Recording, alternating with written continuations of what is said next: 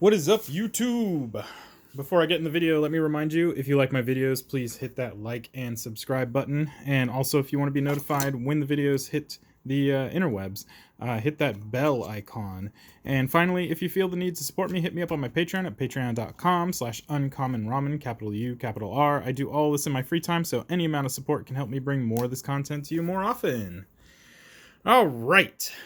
So rounding out the decks that I didn't have, well, I should say the colors that I didn't have decks for, we are going to be looking at a mono red deck. So today we are going to be taking a look at Subira Tulzidi Caravaner, and the deck that I have built around that. This is a weird deck. This is a lot of things. This is treasure.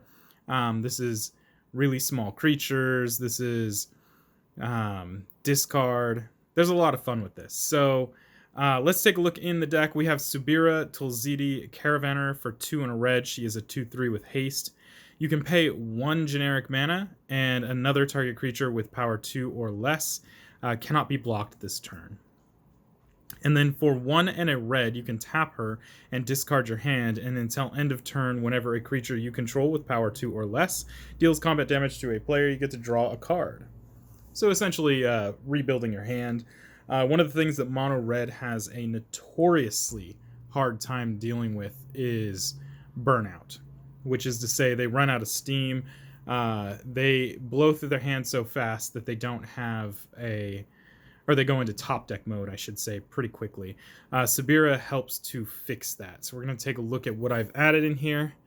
And again, this is kind of a mixture of different things. We have treasure, 1/1 creatures, 2/2 creatures, discarding, fun stuff like that. We have a lot of discard strategy in here as well. So we're going to take a look at creatures first. We're going to start out with Anger.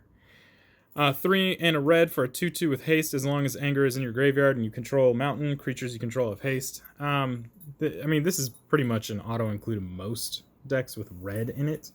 But haste is just a really good mechanic, and having haste on your creatures allows Subira to allow them to attack in pretty quickly. So just a really good card to have in the deck. Not to mention it's a 2/2, so if for whatever reason you did play it, Subira can use her ability to make it unblockable. Next up we have WUBRG. WUBRG, God of Storytelling, is 2 and a red for a 3/3. Whenever you cast a spell, add 1 red mana until end of turn. You don't lose this mana as steps and phases are end, and creatures you control can boast twice during each of your turns rather than once. And there is a backside to this, although it's not always the thing you play, but you can discard a card and exile the top 2 cards of your library, and you may play those cards this turn. So both sides of these are good for this deck. This side is good for your discard strategies if you're put in that position, but WUBRG in general, just having that 1 extra red mana helps to utilize Subira's ability. So when a creature hits the table, basically WUBRG gives Subira the ability to make another creature unblockable for the turn. And this is kind of a mana intensive strategy, so any way we can get extra mana is extremely helpful. So WUBRG is in here for that reason, despite the fact that she is in fact a 3/3. Next up we have Bomat Courier. This is 1 for a 1/1 with haste. Whenever Bomat Courier attacks, exile the top card of your library face down, and for 1 red you can discard your hand, sacrifice Bomat Courier, and put all cards exiled with Bomat Courier into their owner's hands. I like this for a lot of reasons. Like I said before, one of the biggest things that red has issues with is running out of steam, so being able to refill your hand is extremely important, and this does that all in one nice little package with a 1/1 haste that Subira can make unblockable, so very cool card. Next up we have Captain Lannery Storm for 2 and a red, a 2/2 haste. Whenever Captain Lannery Storm attacks, create a treasure token, and whenever you sacrifice a treasure token, Captain Lannery Storm gets +1/+0 until end of turn. So I like this because of timing. First off, When she attacks, you get to create a treasure token. Secondly, whenever you sacrifice a treasure token, she gets bigger. So that doesn't mean that you have to use the treasure tokens for other things besides mana. You can just use them for mana the way they were meant to be used. But the big thing here is Subira's timing. You can use Subira's ability while Captain Lannery Storm is a 2/2, and then use Captain Lannery Storm's ability to make her bigger than a 2/2, and she will still be unblockable because when Subira used her ability, she still saw Captain Lannery Storm as a 2/2. So timing is very important for this stuff, and that is why I really think this card is really good in this deck. Next up, we have Conspiracy Theorist. This is 1 and a red for a 2/2. Whenever Conspiracy Theorist attacks, you may pay 1 and discard a card. If you do, you get to draw a card. And whenever you discard 1 or more non-land cards, you may exile one of them from your graveyard. If you do, you may cast it this turn. Again, this is going to have some discard strategies to it. We want to utilize those discard strategies as best we can. This is just a really good card to have in here for that. Not to mention, again, it is a 2/2. So basically, we get that trigger from Subira to make him unblockable and get his ability every time we want. Next up, we have Containment Construct. This is 2 for a 2/1. Whenever you discard a card, you may exile that card from your graveyard. If you do, you may play that card this turn. Another example of utilizing the discard to the best of our ability. Again, this is a mana-intensive deck, so what we're trying to do is get as much mana on the table in the form of lands, rocks, rituals, whatever it takes to get a lot of mana into the mana pool so that we can utilize all these strategies to the best of our ability. One thing I have to say outright is that because we're attacking with 1/1s and 2/2s, or basically just anything with power 1 or 2 or 1, we aren't going to be looking to just try and close out games through attacking. There has to be other strategies underlying to that. So this is just another good way to utilize some of the lack of power that we have as a deck. Next up, we have Direfleet Daredevil, 1 and a red for a 2/1 first strike. When Direfleet Daredevil enters the battlefield, you get to exile target instant or sorcery card from an opponent's graveyard. You may cast it this turn, and you may spend mana as though it were mana of any type to cast the spell. If the spell would be put into the graveyard this turn, you get to exile it instead.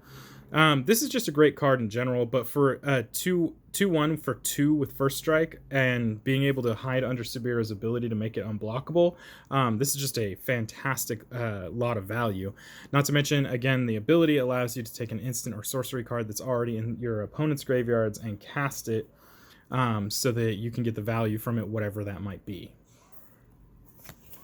Next up, we have Dockside Extortionist, another double whammy on this one. This one is 2, 1 and a red, I should say, for a 1/2. When Dockside Extortionist enters the battlefield, you get to create X treasure tokens, where X is the number of artifacts and enchantments your opponents control. I say double whammy because, again, it's a 1/2 body, so even after it comes into play and does its thing, if we can't go infinite with it, which this deck does not have any combos around it, we can use Subira's ability to make it an erstwhile attacker, something decent to, or actually I shouldn't say decent, but at least some value on the table beyond what it does when it ETBs. But yes, the treasures are really important for this, so again, Dockside Extortionist, very good card in this deck. Next up, we have Ganassi Enforcers. This is 1 and a red for a 1/3 with Myriad, and you can pay 1 and a red, and creatures you control named Ganassi Enforcers get +1/+0 until end of turn. Again, the timing is really important on this one. Myriad is super cool with this too, so when this attacks, it's going to create copies of itself for each opponent that it can attack. So basically, in a 4-player game, this is going to create 2 extra copies that benefit from the main Ganassi Enforcer's ability here. And again, Subira sees these guys as power 1, so we can make them unblockable. Then after we have declared them as an attacker and they are already being unblocked, you can use the 1 and a red to start pumping them up. So we're trying to find ways to cheat through the idea that we're attacking with one power or 2 power creatures. Next up, we have Glinthorn Buccaneer. This is 1 and 2 red for a 2/4 haste. Whenever you discard a card, Glinthorn Buccaneer deals 1 damage to each opponent, and for 1 and a red, you can discard a card to draw a card, and you can only activate that ability after Glinthorn Buccaneer is attacking. Again, this is all about the discard strategies here, this card specifically. So this sees Subira's ability as well as a ton of other cards in here that look for cards being discarded and just really puts it to work. So you may choose to use Subira's ability when you have 5 cards in hand because of the Glinthorn Buccaneer just dealing 5 damage to each opponent. Not to mention, you might have some of the other strategies in here that allow you to cast from whatever has been discarded. So this is super good in here, and it only has a 2 power body, so that means that Subira can make it unblockable if necessary. Not that it really needs it because it has a 4 toughness, but still, very good card in this deck. Does a lot of work. Next up, we have Goldhound. This is 1 red for a 1/1 first strike and menace. You can tap and sacrifice Goldhound to add 1 mana of any one color. I like this for a lot of reasons. It's a 1/1 with first strike and menace. Not that the menace matters because we're just going to use Subira's ability if we have to. But I also like it for the fact that it is, in fact, a treasure. It has a treasure typing on there. And so therefore, anything that looks at treasures specifically is going to benefit from that, including Captain Lannery Storm, which is one we've seen already. Next up, we have Grenzo Havoc Raiser. This guy is 2 red for a 2/2. Whenever a creature you control deals combat damage to a player, you get to choose either to goad target creature that player controls or exile the top card of that player's library until end of turn, and you may cast that card, and you may spend mana as though it were mana of any color to cast it. This card does a lot of work in here. Being a 2/2 body means Subira sees it, and the ability is intense because it's not just seeing Grenzo attacking, it's seeing any of your creatures. I'm sorry, Grenzo dealing damage. It's seeing any of your creatures doing combat damage. And that is incredibly important. The goad has saved my life in certain games. Like I said before, most of the creatures, I think the highest power creature in this deck is 3. And I think the highest toughness creature in this deck is 4. So we are vulnerable to aggressive strategies that want to put us in a grave. And so Grenzo allows us to goad those creatures so that they can't necessarily attack us. Now, that depends on how many opponents we have / opponents we have left. But at the same time, we can also just choose to exile the top card of the library, and if we get lucky, we hit things like spot removal to help mitigate the issues that we're having. So Grenzo does work. Next up, we have Hanweir Garrison. This guy is 2 and a red for a 2/3. Whenever Hanweir Garrison attacks, you get to put 2 1/1 red human creature tokens onto the battlefield tapped and attacking. Subira is going to see all 3 of those, so her ability is capable of hitting all of those. Hanweir Garrison is just a really cool card to be in this deck because it creates a bunch of tokens. And you're going to see we're not just going to go for whatever creatures are in the deck. We are also going to try and go for a token swing wide strategy because, again, if we're attacking with a bunch of low power creatures, we need to get the game shut out somehow. So having a bunch of tokens is a great way of doing that. This also transforms into... let me see which side this is. Oh, this is... Okay, so this is the bottom side. This transforms into...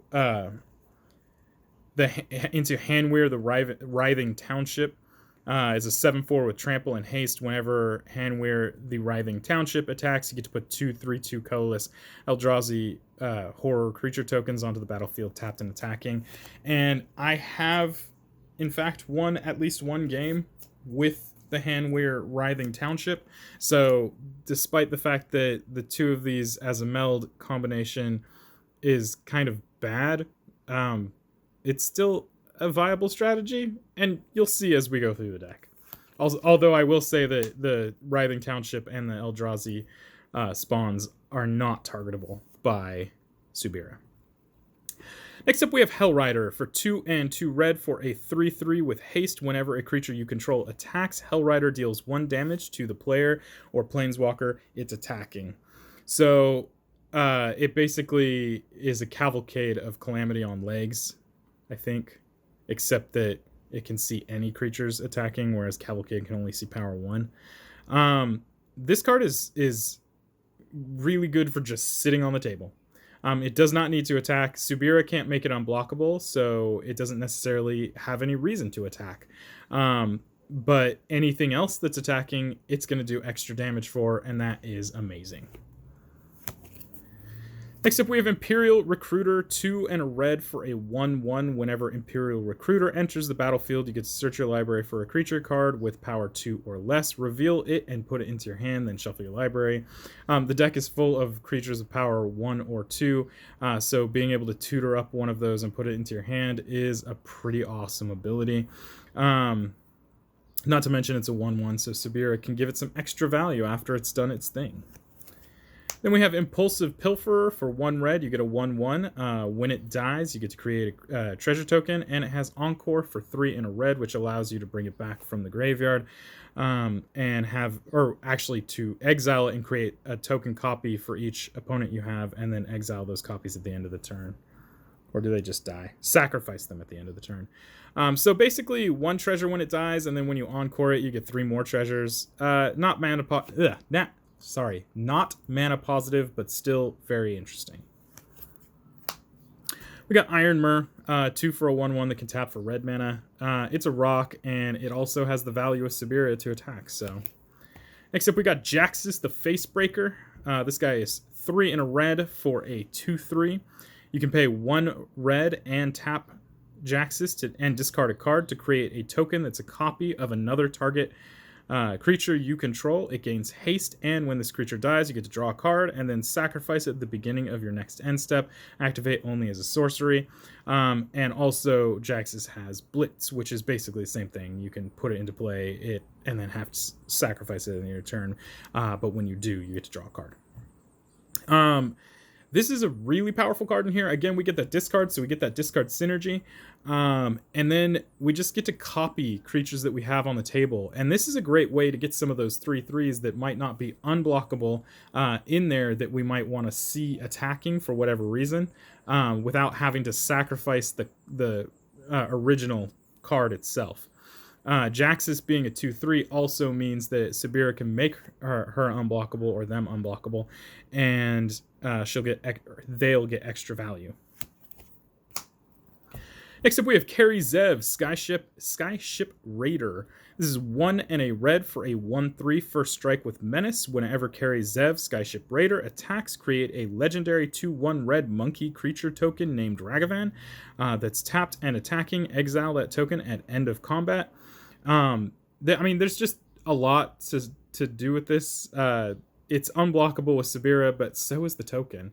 And so that's just 3 damage that you kind of get to swing around. I love this card. I think it's a lot of work gets put in by this card. And for only 2 for a first strike, I don't know. I love this card. Very good card.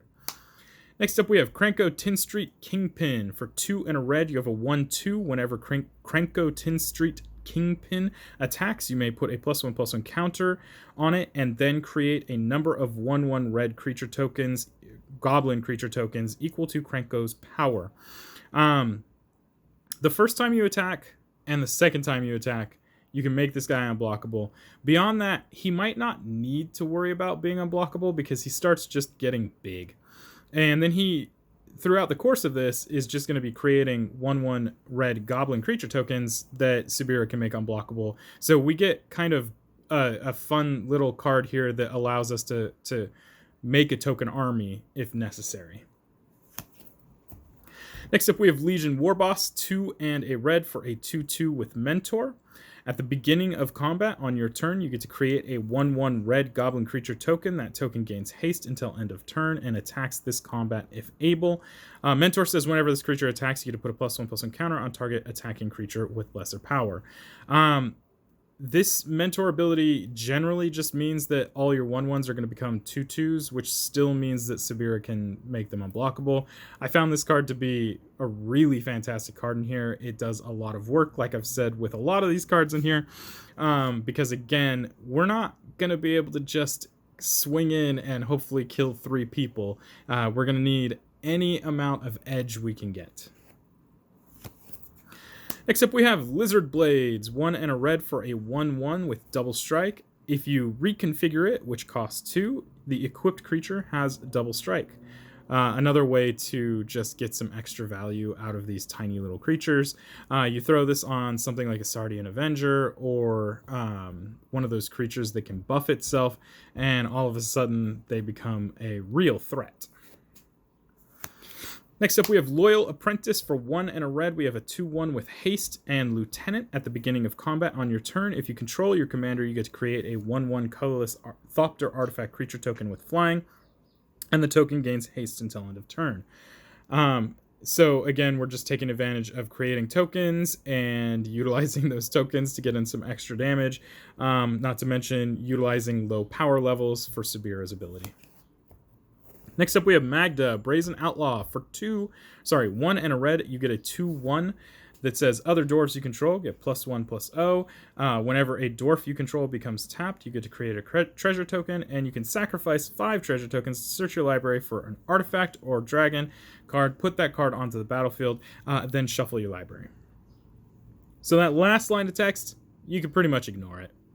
I mean, I guess if it gets to the point and you find yourself in a position where sacrificing those 5 artifacts to get an artifact, sacrificing those 5 treasures to get an artifact onto the battlefield, you actually could, and it really just depends on the situation of the game. But for the most part, you're going to ignore that part because we just want the part where whenever she becomes tapped, she creates a treasure token. There is exactly, I think, one other dwarf in here. I could be very wrong about that. And that other dwarf is, in fact, a token. So this part, too, doesn't truly matter. But anyway, yes, Magda, very good card. Yeah. Next up, we have Phoenix Chick. This guy is 1 red for a 1/1 with flying and haste. It cannot block, and whenever you attack with 3 or more creatures, you may pay 2 red. If you do, return Phoenix Chick from the graveyard to the battlefield tapped and attacking with a +1/+1 counter on it. There's nothing bad about this card. This card is just an insanely aggressive card, and even when it returns with the +1/+1 counter, it's still within the power range that Subira looks for, so you can just make it unblockable if necessary, although it already has good evasion with the flying. It's just a really good aggressive card for 1. Next up, we have Professional Facebreaker. This guy is 2 in a red for a 2/3 with Menace. Whenever 1 or more creatures you control deal combat damage to a player, you get to create a treasure token, and you can sacrifice a treasure to exile the top card of your library, and you can play that card this turn. Exiling cards from the top of the library is very good for red. It's kind of their version of drawing, especially when they've run out of steam. If they have no cards in hand, this is a great way to view cards that you might not have been able to view for that turn, and then play those cards. Gets you a chance to dig, maybe find an answer, who knows. Very good card. Also, being able to create treasure tokens on attacking is really cool. It doesn't create 1 treasure token for each attacking creature, but it does create treasure tokens every time you attack, so very cool. Next up, we have Prophetic Flame Speaker for 1 and 2 red. We have a 1/3 with double strike and trample. Whenever Prophetic Flame Speaker deals combat damage to a player, you get to exile the top card of your library, and you can play it this turn. Yeah, there's going to be a lot of redundancy like this for the sake of red being one of those deck types, you know? We just run out of cards very quickly. The double strike on here is really good too. It gets around the whole, power being too high thing for Subira to make it unblockable. Next up, we have Ragavan, Nimble Pilferer. For 1 red, we have a 2/1. Whenever Ragavan, Nimble Pilferer deals combat damage to a player, you get to create a treasure token and exile the top card of that player's library. Until end of turn, you can cast that card. It has dash for 1 in red. You may cast the spell for its dash cost. If you do, it gains haste and is returned from the battlefield to its owner's hand at the beginning of the next end step. This one is one of those really heavy workers because of the fact that Subira gives it unblockable.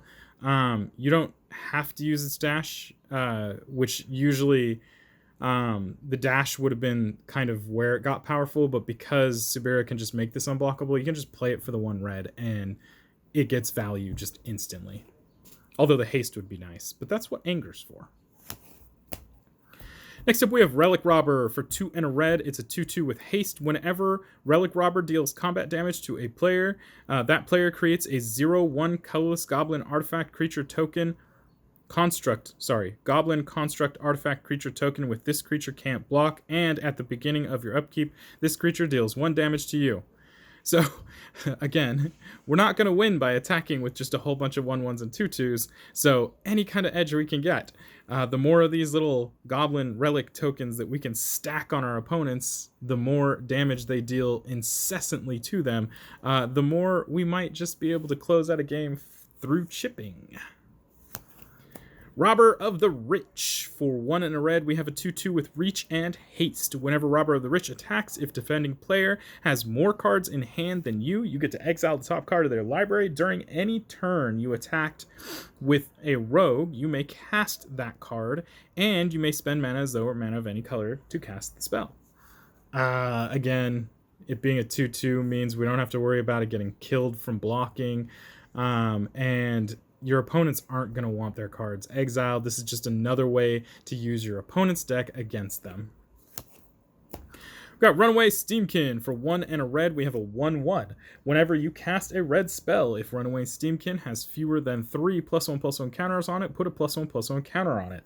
You can remove 3 +1/+1 counters from Runaway Steamkin to add 3 mana. I love this card. I think that once it hits the 3, where it's a 4/4, you just dump that mana into making Subira give things unblockable, and maybe Runaway Steamkin gets unblockable. I don't know, but it's still really good. Next up, we have Sardian Avenger. This guy is 1 and red for a 1/1 with First Strike and Trample. Whenever Sardian Avenger attacks, it gets +X/+O until end of turn, where X is the number of artifacts your opponents control. And whenever an artifact an opponent controls is put into a graveyard from the battlefield, Sardian Avenger deals 1 damage to that player. And again, this is based on timing. If you do this, if you use Subira's ability to make this unblockable before you attack, when it attacks and gets its extra power, Subira doesn't see that. Subira has already made it unblockable. So therefore, you can swing in with something that potentially gets huge and becomes a real problem, and they can't block it. Furthermore, whenever an artifact an opponent controls is put into a graveyard from the battlefield, it deals 1 damage to them. This counts for treasure tokens, because treasure tokens, before they are exiled, hit the graveyard. So, boom, some extra damage there. We got Squee, Dubious Monarch. For 2 and a red, this is a 2/2 with haste. When Squee, Dubious Monarch attacks, create a 1/1 red goblin creature token that's tapped and attacking. You may cast Squee, Dubious Monarch from your graveyard by paying 3 and a red and exiling 4 other cards from your graveyard, rather than paying its mana cost. I don't know why they didn't just call this Escape, but they didn't, and it is basically the same thing as Escape. Unless I'm reading it wrong, somebody can correct me on that. And I know that somebody out there is going to say, Escape is a Theros mechanic. Yeah, it is. Anyway, Squee, Dubious Monarch is a 2/2, and it creates 1/1s, so it fits in this deck perfectly. Next up, we have Surly Badgesaur. This guy is 3 and a red for a 3/3. Whenever you discard a creature card, put a +1/+1 counter on Surly Badgesaur. Whenever you discard a land card, create a treasure token. Whenever you discard a non-creature, non-land card, Surly Badgesaur fights up to 1 target creature you don't control. Again, this is just taking advantage of all the discard strategies that are going on in this deck. So with Subira's second ability, plus any other numerous things that allow you to discard, this will either get bigger, create treasure tokens, or fight something that's a problem. There's almost no downside to this, aside from its base power and toughness being 3/3, so you have to get it up there if you want to fight bigger targets. Next up, we got Tillinali's. Did I say that right? Yeah, Tillinali's Summoner for 1 and a red. This is a 1/1 with Ascend. Whenever Tillinali's Summoner attacks, you can pay X and a red. If you do, you get to create X 1/1 red elemental creature tokens that are tapped and attacking, and at the beginning of the next end step, exile those tokens unless you have the City's Blessing. She can, on her own, create the City's Blessing, given the right amount of mana pumped into her. But the idea that you can just create an army of 1/1 red elementals is actually really threatening. So, very good card in here. And then finally, we have Torbrand, Thane of Redfell, 1 and 3 red for a 2/4. If a red source you control would deal damage to an opponent or a permanent an opponent controls, it deals that much damage +2 instead. Everything in here is going to benefit from this. Even the Sardian Avenger, the Hell Rider, Glinthorn Buccaneer. They're all going to benefit from this, but also every red attacker that's dealing combat damage is also going to benefit from this ability. So they're not getting an extra +2 to their power, which means that they can stay within the range of what Subira needs. They just do an extra 2 damage, and that is incredibly useful in this deck. Okay, next we're going to take a look at instants. There aren't a lot of instants in here. There aren't a lot of sorceries in here.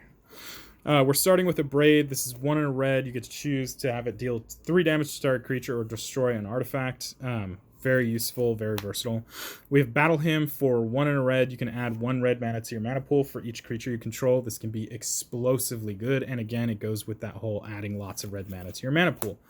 We've got Chaos Warp. For 2 in a red, you can the owner of target permanent shuffles it into their library, then reveals the top card of their library. If it's a permanent card, they put that card onto the battlefield. Very effective removal spell. Likely you won't see that card again. We got Seething Song for 2 in a red. You get 5 red mana. Just a mana positive ritual. We got Tybalt's Trickery. You get to counter a spell and then mill a couple cards, and then that spell's controller gets to exile cards from their library until they exile a non-land card with a different name than that spell, and then they can cast that. You're not going to use this on miscellaneous horribly underpowered things. Just FYI, this card should be saved for something that is going to do some major damage, because the last thing you want to do is have them reveal something that is worse than what you countered. All right, next up is Wild Magic Surge. For 2 red, destroy target permanent opponent controls. Its controller reveals cards from the top of their library until they reveal a permanent card that shares a card type with the permanent. They put that card onto the battlefield and the rest on the bottom of their library. Again, similar thing here. You don't want to destroy something that isn't actually worth destroying. You want to destroy a big, mean, horrible thing that's changing the game, so that maybe they'll open up into something that's less annoying. Right, next up is sorceries. Again, not a lot of sorceries in here, but we start with Blasphemous Act because it is probably the best red board wipe that doesn't destroy lands. I'm going to say that. There's a lot of red board wipes that destroy lands.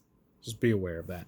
It costs 1 less for each creature in play, or on the battlefield, and it deals 13 damage to each creature. We got Burn Down House for 3 and 2 red. It deals 5 damage to each creature and each planeswalker, or you get to create 3 1/1 devil creature tokens that when they die, they deal 1 damage. And they gain haste until end of turn. Either one of these works really well.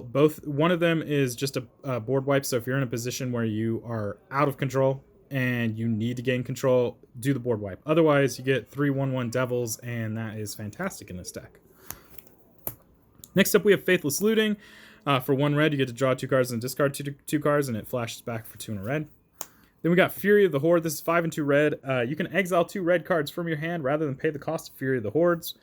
Untap all creatures that attacked this turn. After this main phase, there is an additional combat phase followed by an additional main phase. This is actually a really important card in this deck, partially because Subira's ability doesn't say they get it until the end of the attack phase. Subira's ability says that they get unblockable. They're unblockable until the end of turn. So you get to attack twice with unblockable creatures. That's pretty good value, if you ask me. Next up, we have Indulge and Excess. This card can do some seriously powerful things in this deck, given the right amount of mana flow. Whenever a creature you control attacks this turn, create a 1/1 green-white citizen creature token that's tapped and attacking.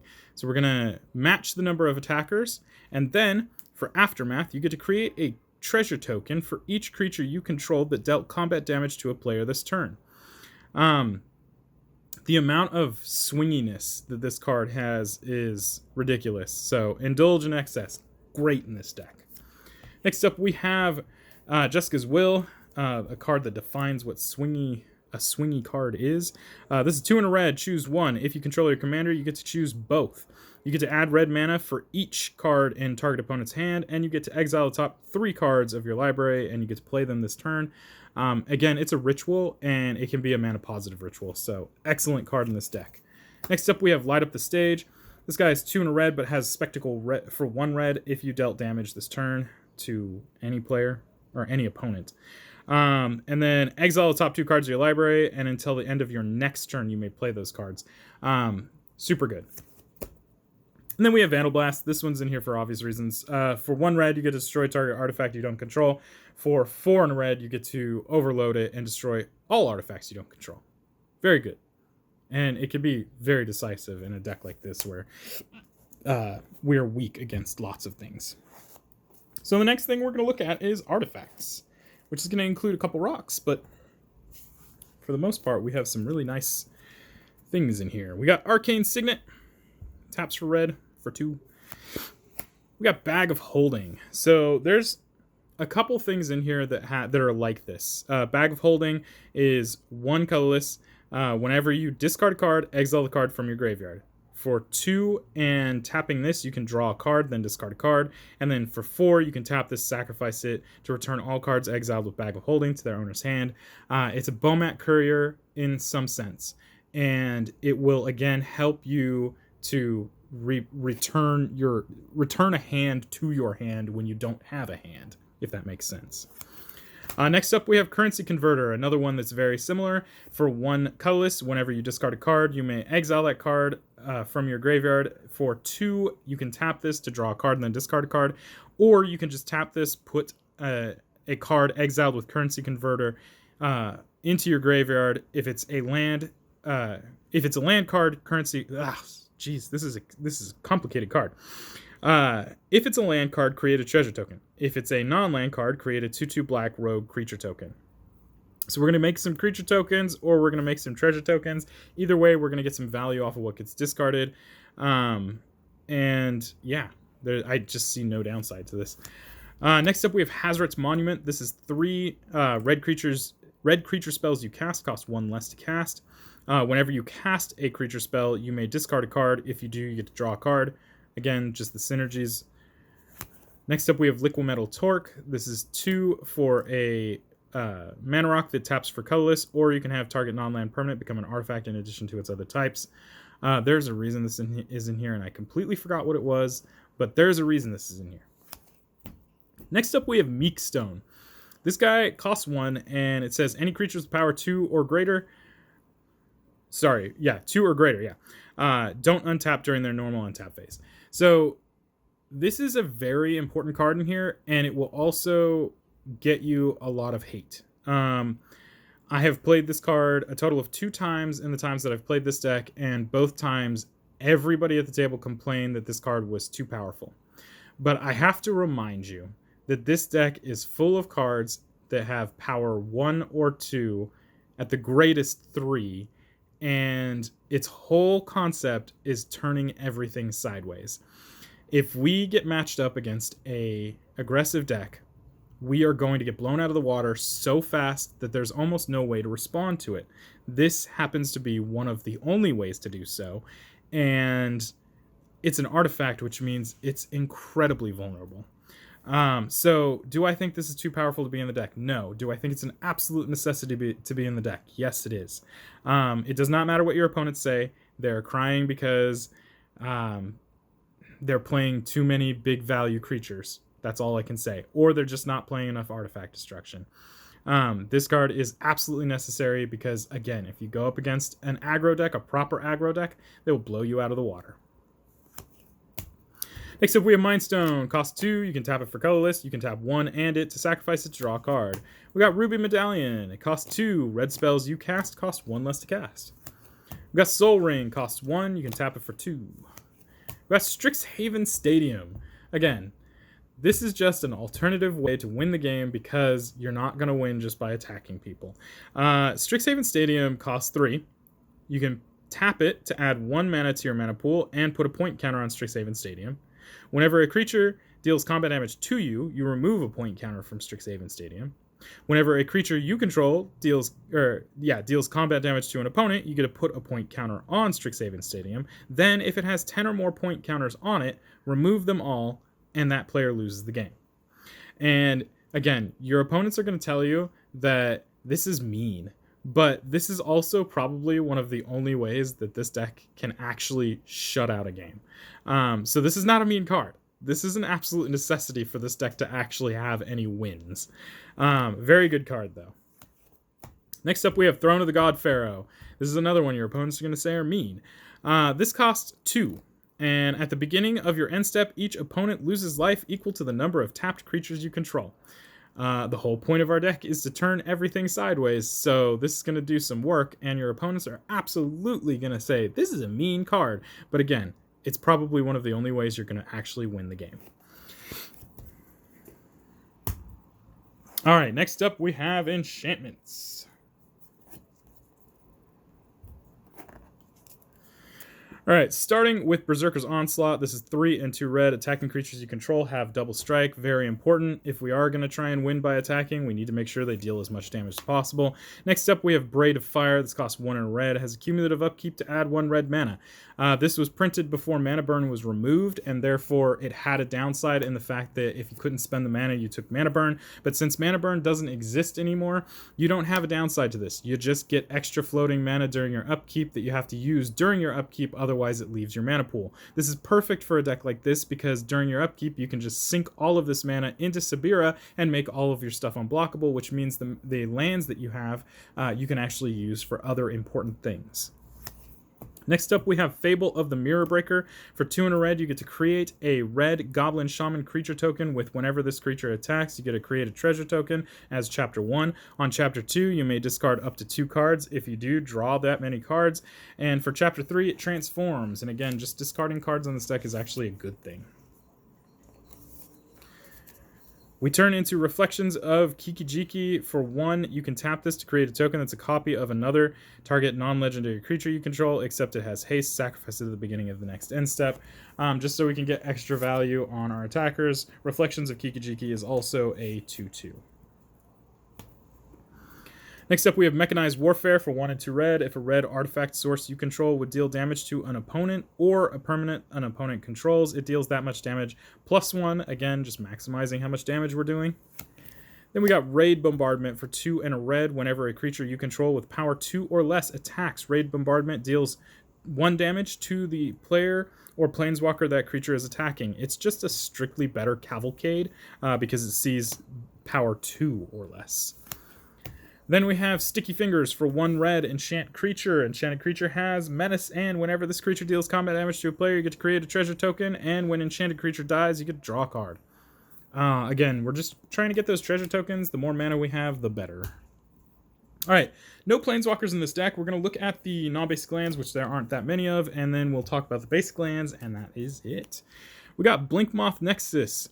You can tap it to add generic, or you can tap 1 to make Blinkmoth Nexus a 1/1 Blinkmoth artifact creature token with flying until end of turn. It's still land, and for 1 and tapping it, you can have target Blinkmoth get +1/+1 until end of turn. Last line of text doesn't matter.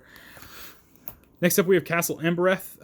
Enters the battlefield tapped unless you have a mountain. Taps for red, or you can tap 1 and 2 red, tap it, and creatures you control get +1/+0 until end of turn. Again, timing is super important with that. Next up, we have Dwarven Mine. Counts as a mountain. Enters the battlefield tapped unless you control 3 or more other mountains. When it does enter the battlefield untapped, you get to create a 1/1 dwarf creature token, which is probably the only other way to get a dwarf in here. We got Handwear Battlements, which is the other half of the Handwear Writhing Township. You can tap it for 1 generic mana, or you can tap red and it to have target creature gain haste until end of turn, which is super good. You can also tap 3 and 2 red and it to have, if you both own and control Handwear Battlements and a creature named Handwear Garrison, to exile them and meld them into Handwear Writhing Township. We got Soken's Crucible of Defiance. It can be tapped for red mana. You can also channel it for 3 and a red to discard Soken's Crucible of Defiance and create 2 1/1 colorless spirit creature tokens. They gain haste until end of turn, and this ability costs 1 less to activate for each legendary you control. Again, we can get those tokens if we don't need the lands. And then finally, we have War Room. You can add 1 generic mana to your mana pool, or you can tap 3 and this to pay life equal to the number of colors in your commander's color identity to draw cards. So you pay 3, tap this. So basically you pay 4 and 1 life to draw a card. Pretty good, if you ask me. Finally, we're going to look at mountains. We have 1, 2, 3, 4, 5, 6, 7, 8, 9, 10, 11, 12, 13, 14, 15, 16, 17, 18, 19, 20, 21, 22, 23, 24, 25, 26 mountains. And that is it. That is the Subira deck.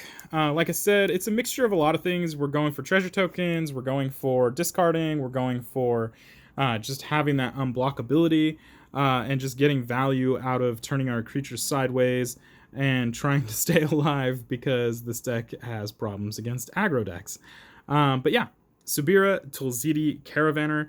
There's nothing else really to talk about here.